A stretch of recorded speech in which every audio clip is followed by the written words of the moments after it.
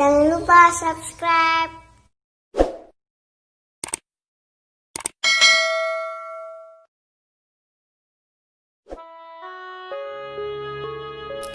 Pemberontakan Pangeran Trunajaya terhadap Mataram.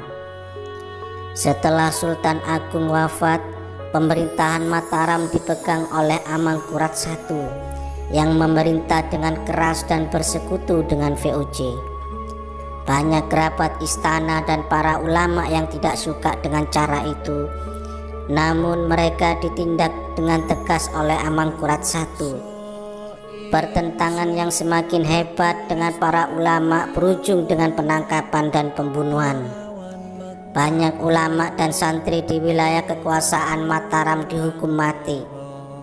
Pada tahun 1656, adik Amangkurat I sendiri, yaitu Pangeran Alit, melakukan pemberontakan. Cakraningrat I dan Demang Mloyokusumo diutus untuk memadamkan pemberontakan tersebut. Walaupun tugasnya berhasil, namun keduanya tewas dan dimakamkan di Imogiri. Penguasaan Madura kemudian diserahkan kepada Raden Undagan, adik Mloyokusumo, dan bergelar Panembahan Cokroningrat II. Seperti ayahnya, Cokroningrat II juga lebih banyak berada di Mataram daripada di Madura.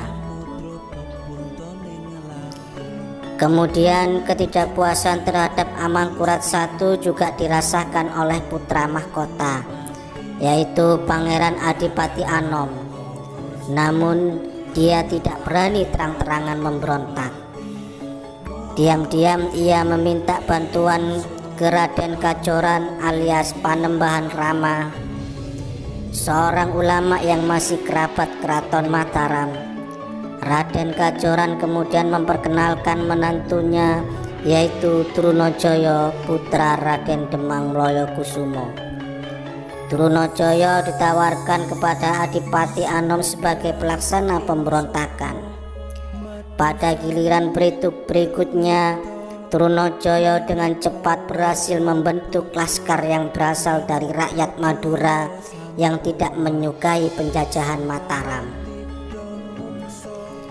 Pemberontakan Trunajaya diawali dengan menculik Cakraningrat II dan diasingkannya ke Lodaya, Kediri. Tahun 1674 Trunajaya berhasil merebut kekuasaan di Madura dan memproklamirkan diri sebagai Raja Merdeka di Madura Barat. Dia pun menyatakan sejajar dengan penguasaan Mataram.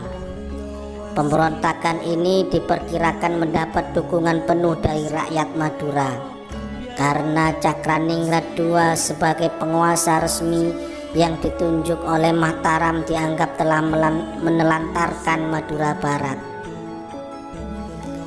Laskar Madura pimpinan Trunajaya kemudian juga bekerja sama dengan Kraing Galesong, pemimpin kelompok pelarian warga Makassar pendukung Sultan Hasanuddin yang telah dikalahkan VOC. Kelompok tersebut berpusat di Demung, Panarukan. Mereka setuju untuk mendukung Trunajaya memerangi Amangkurat I dan Mataram yang terang-terangan bersekutu dengan VOC. Untuk mempererat hubungan mereka, Trunajaya mengawinkan putrinya dengan putra Kraing Galesong. Trunajaya juga mendapat dukungan Panembahan Giri dari Surabaya yang tidak suka pada Amangkurat I yang telah membantai para ulama penentangnya. Di bawah pimpinan Trunajaya, pasukan gabungan orang-orang Madura, Makassar, dan Surabaya berhasil mendesak pasukan Amangkurat I.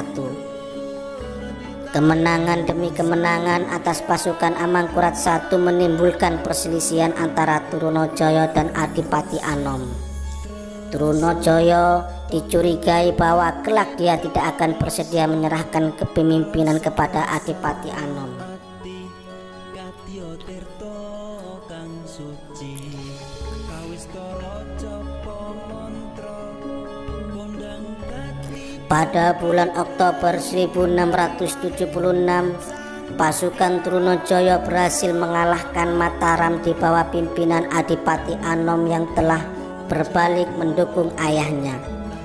Tanpa diduga, Trunajaya berhasil menyerbu ibu kota Mataram di Pleret, dan Amangkurat I terpaksa melarikan diri dari keraton dan menyingkir ke arah barat dengan kesehatan yang sudah menurun.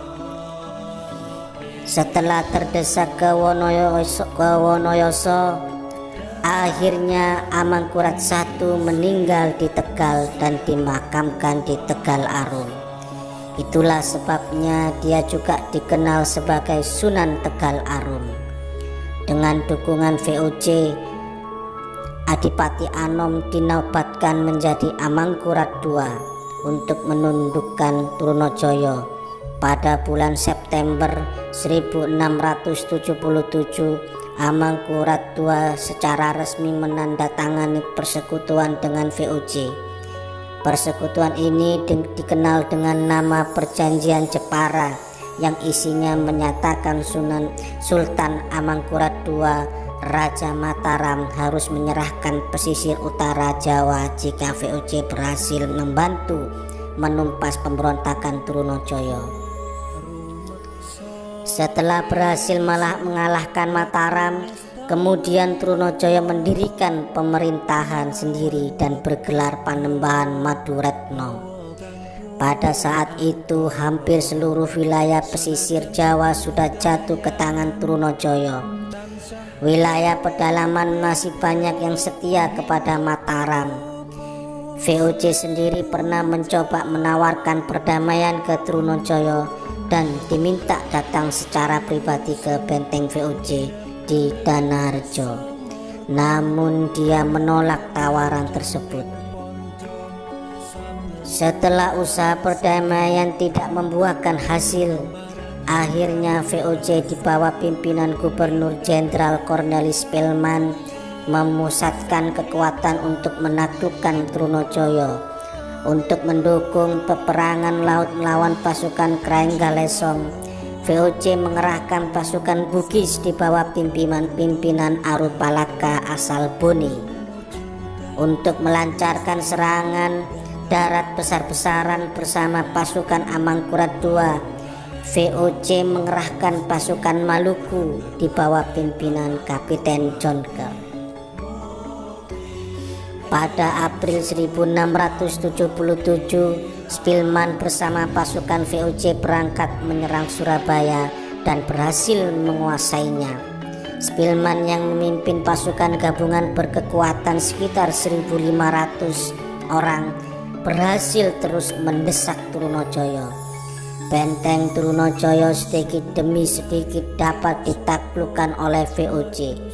Akhirnya pada tanggal 27 Desember 1679, Trunajaya terkepung dan menyerah kepada Kapiten John Kerr di lereng Gunung Gelut. Kemudian Trunajaya diserahkan kepada Amangkurat II yang berada di Payak, Bantul. Pada 2 Januari 1680, Amangkurat II menghukum mati Trunajaya dengan menusukkan sendiri kerisnya ke dada Trunajaya. Setelah pemberontakan Trunajaya padam, Amangkurat II memindahkan keraton Pleret yang sudah ambruk ke Kartasura. Mataram pun berhutang biaya perang yang sedemikian besarnya kepada VOC, sehingga akhirnya kota-kota pelabuhan di pesisir utara Jawa diserahkan ke VOC sebagai bayaran. Cakraningrat II juga diangkat kembali oleh VOC sebagai penguasa di Madura. Mulai saat itu VOC terlibat sangat aktif sebagai penentu sukses dan kekuasaan di Madura dan juga di Mataram. Di satu sisi, bala tentara VOC melindungi Amangkurat II dari kemungkinan penyerangan dari musuh-musuhnya. Di sisi lain, Mataram diawasi dan dikendalikan oleh penjajah Belanda. Kiprah Trunajaya memerangi Mataram yang bersekutu dengan VOC tersebut sampai kini belum mendapatkan legitimasi bulat apakah dia ini termasuk pahlawan bangsa atau pemberontak yang memanfaatkan kesempatan. Amangkurat I dan Amangkurat II yang berkolaborasi dengan penjajah Belanda terbukti lebih banyak merugikan Mataram. Lagi-lagi ini menjadi pelajaran berharga bagi siapapun yang sedang berkuasa. Jangan menghalalkan segala cara dan merugikan negeri sendiri hanya demi membela kelangsungan kekuasaan pribadi. Itulah sepenggal dari kisah pemberontakan Trunajaya terhadap Mataram. Terima kasih.